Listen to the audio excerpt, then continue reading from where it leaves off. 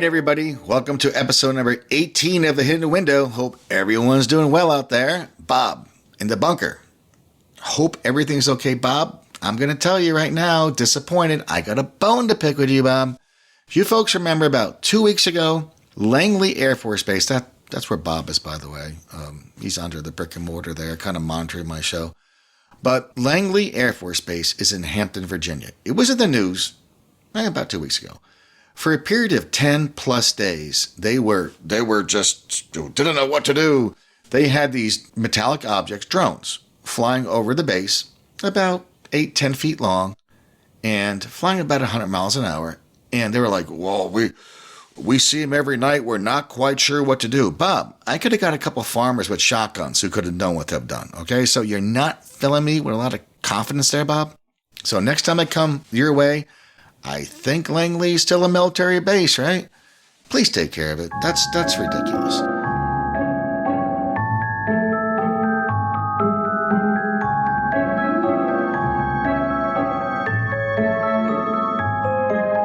All right, buddy. We're going to talk about episode 18, things that I witnessed, things that I believe the government's involved in, weather modification.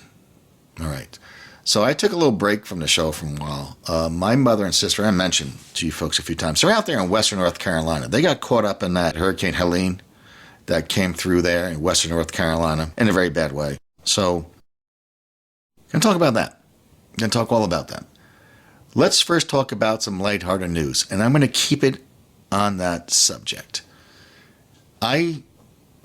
First I have to drive down there from Virginia. I wasn't quite sure how I was going to get there. A lot of the roads were closed. This is about a week after the storm. A lot of roads are still closed there, by the way. But I stopped at a welcome center in North Carolina, Caswell County. It's US 29 South, right below Danville, Virginia. A woman there her name was Carol. Carol came up to me and she said, "I heard you're going to western North Carolina." I said, "Yes, I am." And this woman didn't have a lot of means. She could just tell. She gave me $20. She said, "Can you please give this to someone who can help?" I said, "Well, sure I will." I was quite touched that this total stranger walked up to me, another total stranger. All she wanted to do was help. So when I get to western North Carolina, it's about maybe 10 days after the storm, maybe 7.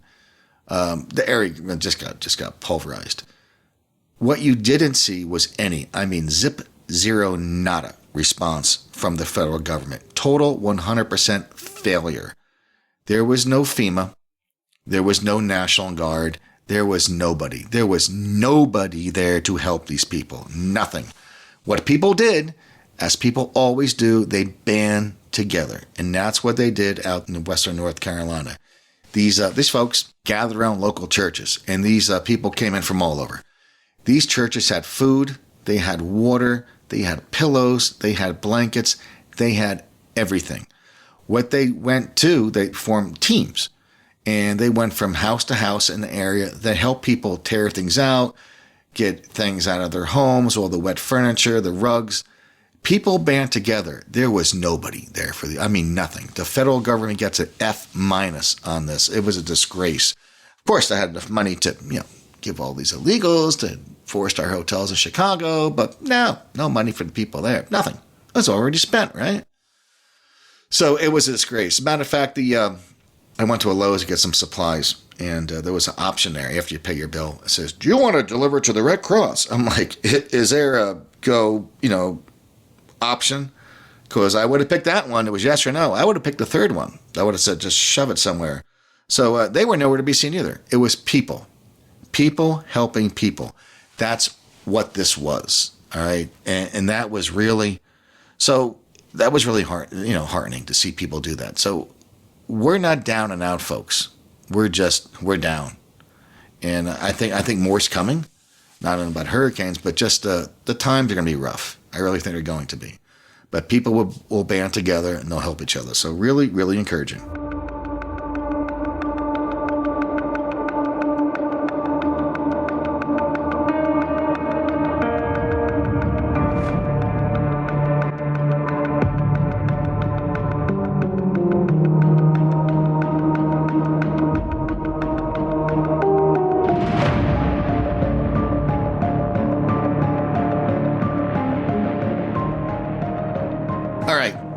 I want to talk about weather modification. So let's talk about these storms. There were two of them. You all was heard the news. The first one was Helene. Helene, as you know, hurricanes form over the Sahara Desert. They move from Africa. They move out to the Atlantic, and they form. They either go into the Caribbean, they go to the Gulf of Mexico, they go up the coast. You know the routine. That's where hurricanes form. Not Helene. No, Helene was different. Helene formed in the Gulf of Mexico, which is almost unheard of, okay? When hurricanes hit land, they weaken. That's what happens. Well, not Helene. Helene got stronger.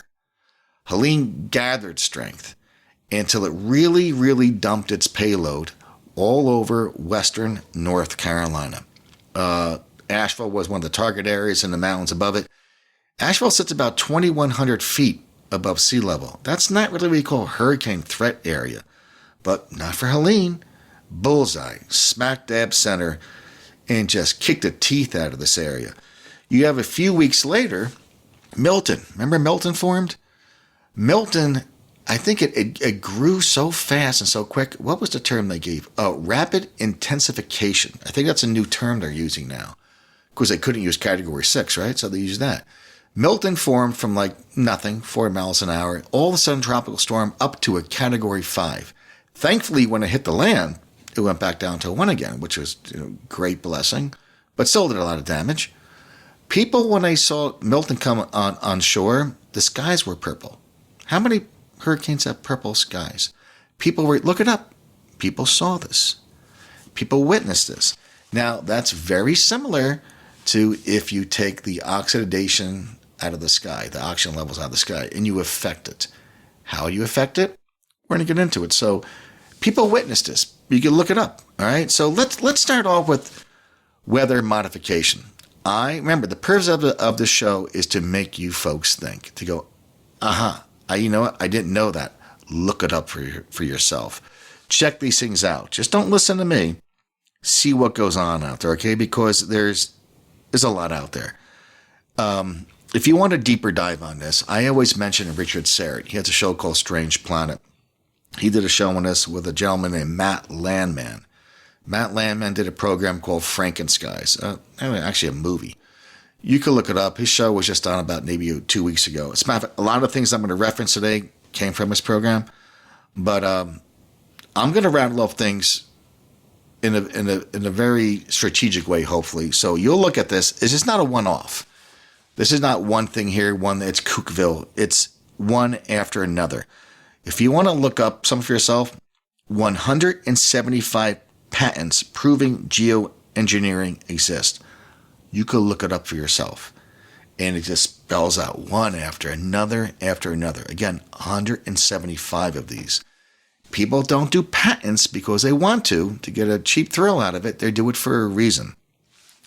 Weather modification started off in our country in 1891. The U.S. government had a patent to increase rainfall by seeding the clouds. Seeding at one time was a very, very common term in our country, but now it's been relegated to Cookville. You're a freak if you think it's cloud seeding. Any farmer in the Midwest knows these terms very well, all right? Anyone probably over 50 years old, cloud seeding is the things you heard about, but they want to take it out of our lexicon. They want to remove it, all right? So let's look at some things our fabulous government has done. Back in 1947, in October, there was a project called Cirrus. Cirrus was an idea that we could modify hurricanes. We could steer them.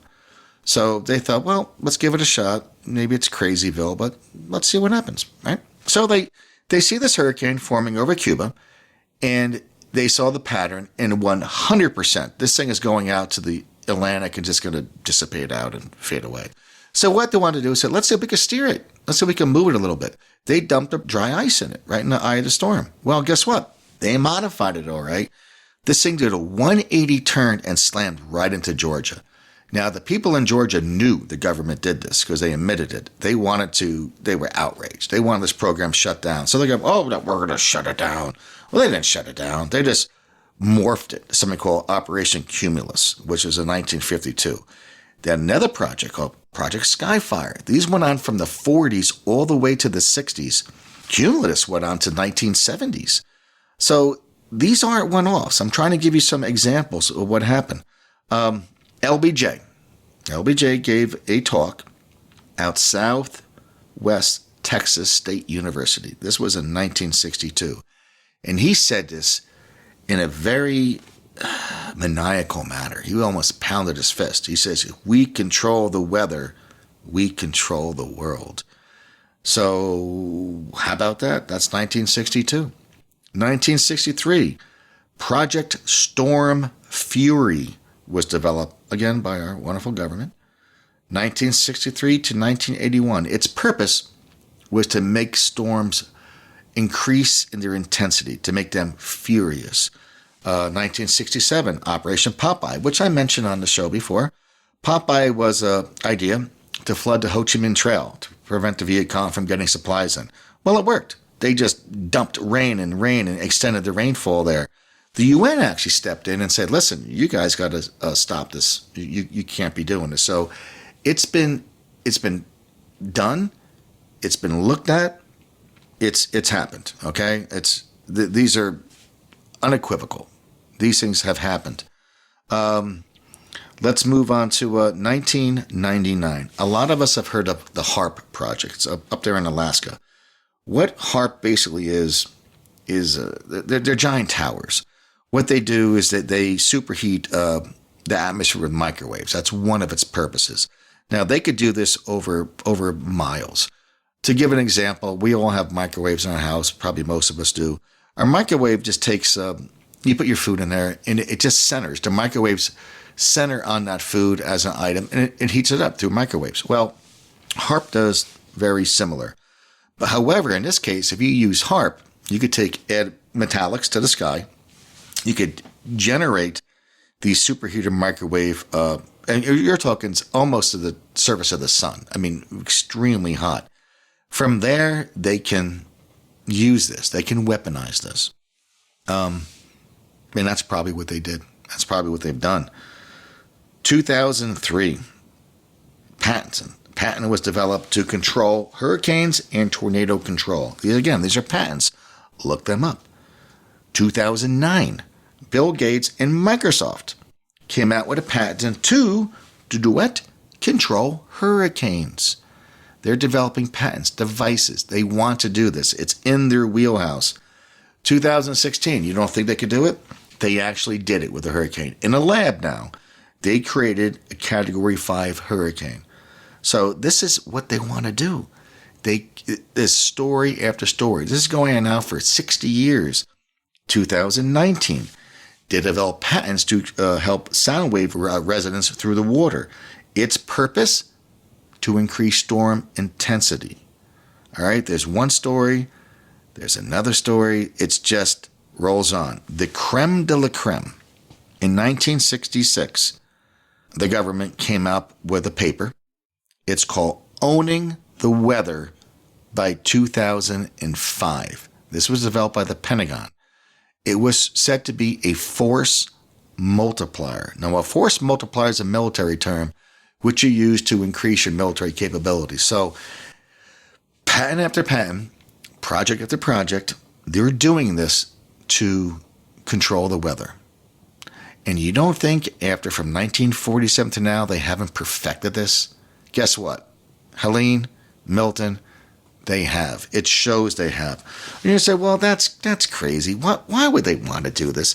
Well, there's a project called Project 2030. Project 2030 is done to basically herd us all into smart cities because of the threat of the scary climate change. Climate change, of course it exists. The climate always changes. Ask any dinosaur you know how they felt about climate change. Climate's change. But we don't control it. It's insane, but we can control the weather. Trust me, we can control localized area with the weather. So what they want to do is make an area to hurricane prone, flood prone, fire prone, earthquake prone, where it's not safe for you to be in anymore. So we're going to have to, no, you can't be there. Ask the folks on Lahaina, Hawaii. There's a fire, which you never hear reports on it, but you heard a lot of strange things about it. They kept the electricity on, turned the water off. A house burnt down, another house next to it was untouched. Fires don't work that way, okay? These hurricanes don't get stronger over land. They dissipate. They don't form in the Gulf of Mexico. Something's doing this. Again, why are they doing it? They want to move us all onto these cities. They want to control where we live, how we live, and what resources we live under our feet. Now, spruce pine is in North Carolina. They got pounded there. That's out there in western North Carolina. They got pounded. Spruce pine happens to have the richest quartz deposits in the entire United States. Now, these deposits are needed for AI. Also out there in western North Carolina, lithium mines. Not many lithium mines in the United States, folks. There are a few in North Carolina. But guess what? People did not want to play ball because they would have to just strip the land, basically just destroy it. They didn't want it. These people fought against it. So guess what? You don't do what we say, well, we're going to slap you on your wrist. We'll get that land one way or another. We're going to take it, and we're going to wash you out. So FEMA, by the way, finally has showed up, but not in a good way because, remember, they're from the government, and they're there to help, right? So FEMA stepped in, and what they're doing is they're not in the process of giving you anything. They're taking, right? They're taking. Look it up. I think it was on Mother Hubbard. What's that called? Mother Earth News. Not a conservative site. But they talked about FEMA. What FEMA wants to do, and they're openly saying it, they want to expand these floodplains. They want to expand the wetlands. What's their definition of wetlands? Well, whatever they want them to be. So these folks are in North Carolina. They're not there to help you out. They're there to take what you have. Because in their mind, you shouldn't have it. They should. So we're going to see what happens. But remember, they're from the government, and they're not there to help you. They're here to take what you have. So we covered some things. We covered the good and the bad and the ugly. We saw people step up. As long as we step up and stick together, okay, we'll be fine. Remember, there's more of us than there is them. We surround them. They don't surround us. All right? So we always keep that in mind. But the fact that we can manipulate the weather, we can control it, I think that's a fait accompli. We do. We've done it. And remember, they're not here to help you. They're here to move you the way they think you should be moved. All right, everybody, that's it. Bob, next time you see someone overhead out there in Langley, please do something about it, will you? Okay, everybody, take care. Have a good one.